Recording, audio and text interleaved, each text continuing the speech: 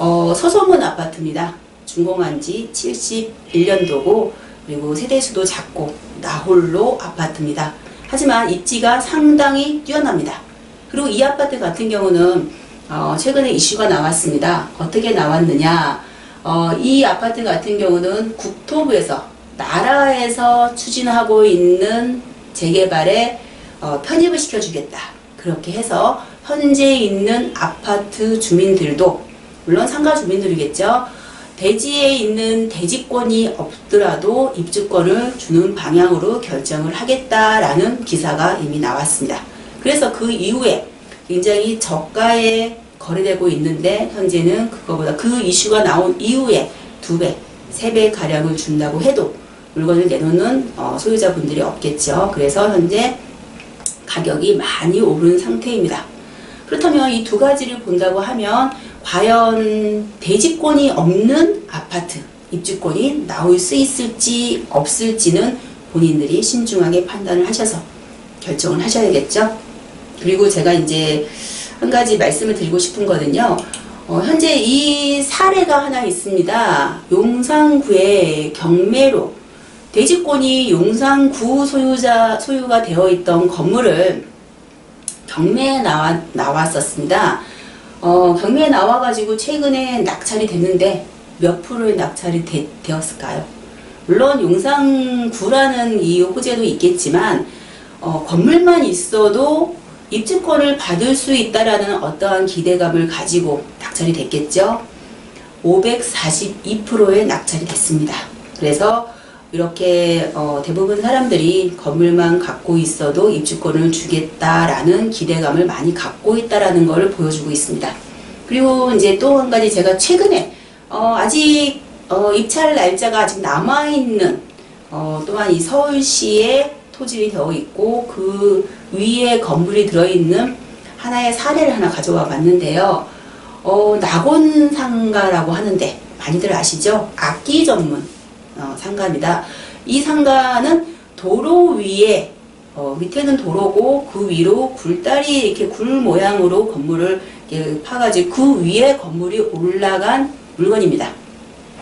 참고로 한번 제가 보시라고 가져왔는데요. 가서 직접 보시면, 현장을 답사를 해보시면서 과연 이 물건을 재개발을 했을 때 입주권을 받을 수 있을지 없을지는 직접 보시는 이 시청자분께서 고민을 하셔야겠지만, 저도 직접 이 상가를 보았습니다. 하지만 제 생각으로는 시유지 땅이고 현재 나중에 건물의 소유권을 가지고 있으면 어떠한 방법으로라도 재개발, 재건축이 들어가게 되면 정비구역 안에 포함이 되게 되어 있으면 어떠한 방법으로라도 보상은 받겠지만, 현재 실사 현장 방문을 했을 때 건물이 하늘 위에, 그러니까 도로 위에 있지만 굉장히 관리가 잘 되어 있었습니다. 엘리베이터도 서로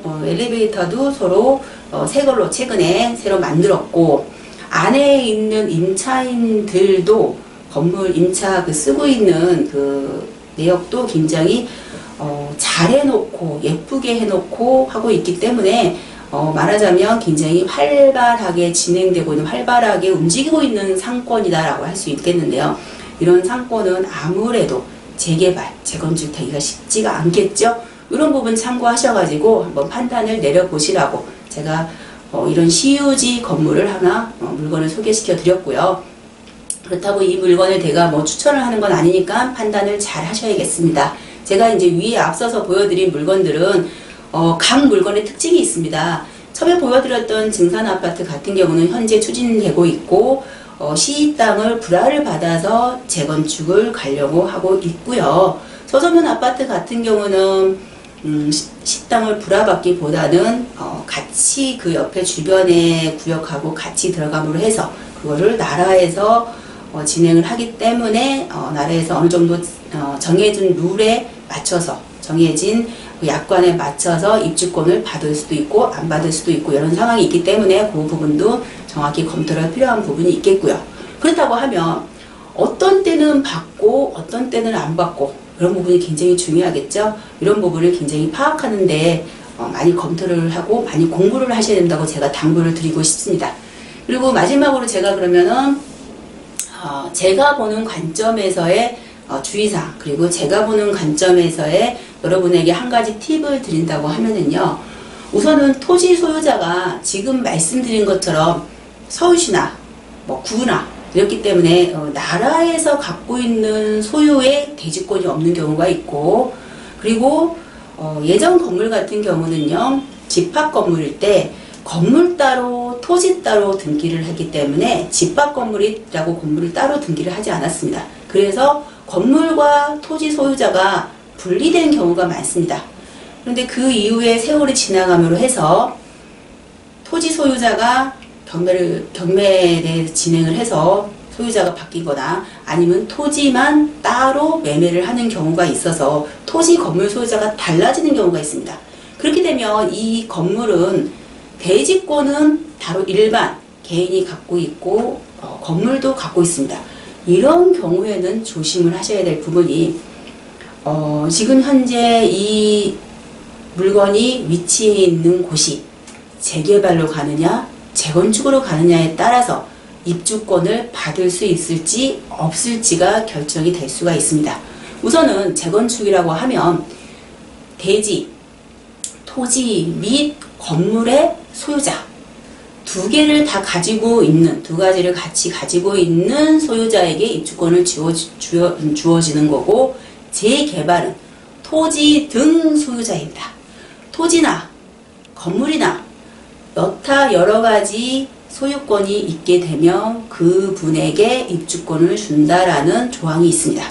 물론 이 조항은 현재 조합에서 또 정관이 정하는 조합이 더 우선하기 때문에 정관의 조합에 우선할 수는 없고 조합에 맞는 정관이 먼저 우선되고 그 다음이 그 이제 재건축 일반적으로 재건축 재개발의 룰에 맞춰서 이제 진행이 되겠죠. 그렇기 때문에 현재 지금 위치해 있는 물건이 재건축으로 가느냐 재개발로 가느냐도 굉장히 중요하겠습니다. 그리고 이 토지 소유자가 시유지냐 국유지냐 그리고 또한 개인 소유자냐 굉장히 중요하겠습니다. 그런 부분을 좀 참고하시고 가능하면 토지 건물 등기가 분리돼서 건물만 따로 토지만 따로 사더라도 가능하면 개인 소유의 건물, 개인들이 갖고 있는 분리된 건물을 사기보다는 서울시라든가 구라든가 가지고 있는 건물을 소유하시는 게 훨씬 유리하다라고 말씀을 드리겠습니다. 오늘 말씀드린 제가 시유지 토지에 있는 건물, 그런 데가 있을까요? 지금 이미 제가 말씀드린 건물 외에도 있을까요? 라고 생각을 하실 수 있겠는데요. 서울시에 보면은요, 상당히 많습니다. 용산구에만 해도 굉장히 많았고, 제가 지금 경매 500% 이상 낙찰된 게 후암동입니다. 후암동에 과연 서울시 땅이 있었을까요? 라고 하시는 분도 계실 텐데요. 있었습니다. 그리고 현재도 있습니다. 물론 후암동을 말씀드리는 게 아니라 여러 가지 서울시에 시유지 부지가 많다라는 걸 말씀을 드리는 겁니다. 시유지 부지를 매수를 하고 싶은 분들은 좀 더 면밀하게 검토를 하고 제가 드린 말씀을 기본으로 참고를 하신 후에 좀 더 구체적으로 검토를 하시고 서울시나 뭐 구청인을 찾아가서 한번 상의도 해보시고 하시면은 남들이 보지 않는 이런 틈새 시장, 남들이 생각해 보지 않는 왠지 리스크가 있어서 접근을 할 수 없었다고 생각하시는 분들보다는 좀 더 저렴하게 좀 더 좋은 물건을 가져가실 수 있을 거라고 말씀드리겠습니다. 네, 오늘은 제가 시유지 부지에 있는 건물이라든가 뭐 이런 걸 제가 말씀을 드렸는데요.